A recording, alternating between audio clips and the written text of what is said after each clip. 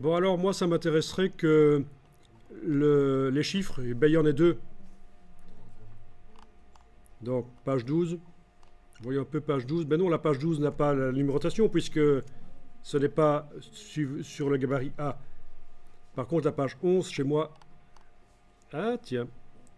La page 11 me montre un 1. Ça veut dire qu'il n'y a pas assez de place pour montrer les deux chiffres, peut-être. C'est trop grand. Ah, ils sont là, serrés les uns sur les autres. Oui, c'est ça. Voilà. Ouais. Bon, alors vous savez ce qu'on pourrait faire? On va dire que le document ne commence pas à la page 1. Et pour ça, vous allez modifier les options de numérotation et de section. Ben, vous connaissez ce petit triangle noir là dans la palette page. Ça indique le début de la numérotation. Bon, ben soit vous activez la page, vous allez dessus, et vous allez dans options numérotation et de section, là. Ou alors, vous double-cliquez sur le petit triangle et ça ouvre la boîte de options numérotation et de section.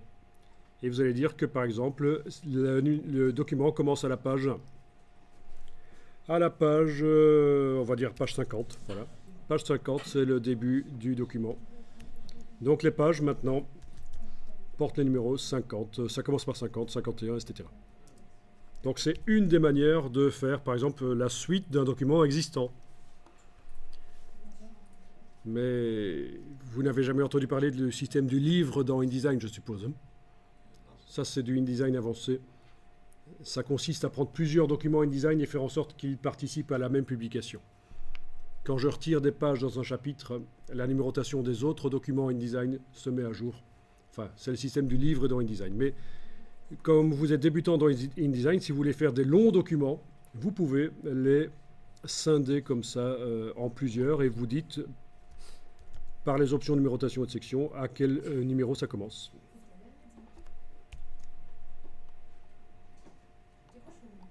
Ok.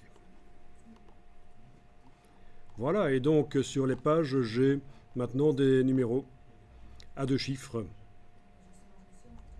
Alors regardez ça, je sélectionne dans le gabarit le bloc qui contient la lettre A, la numérotation automatique. Sur ma page ici, ça ressemble à ça, 58. Je vais ici dans la palette caractères, modifier l'approche. Moins 25, vous voyez que ça s'approche. Moins 100, ou alors à l'inverse, 25, 100. Donc c'est assez génial. Je suis en train de modifier l'approche de caractère sur la balise. Je ne vois rien parce qu'il n'y en a qu'un seul de caractère là. Par contre, dans le document, je vois. Bon, alors, je vais peut-être élargir un peu le bloc dans le gabarit parce que là, voilà, oui, j'avais un petit problème de pour voir bien l'approche. Donc vous voyez, 200, voilà, 100. Donc on peut régler l'approche entre les caractères dans le gabarit et ça se voit dans le document.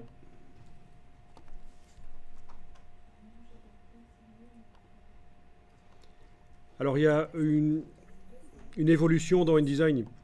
Si, suite à vos manipulations dans la palette de caractères, les caractères, là, le chiffre est trop grand pour être vu dans le bloc, dans les anciennes versions de InDesign, vous avez la petite croix rouge qui apparaît, tandis qu'ici, il essaye de ne pas faire apparaître la croix rouge, le texte ne passe pas en excès. C'est une nouveauté dans les dernières versions de InDesign.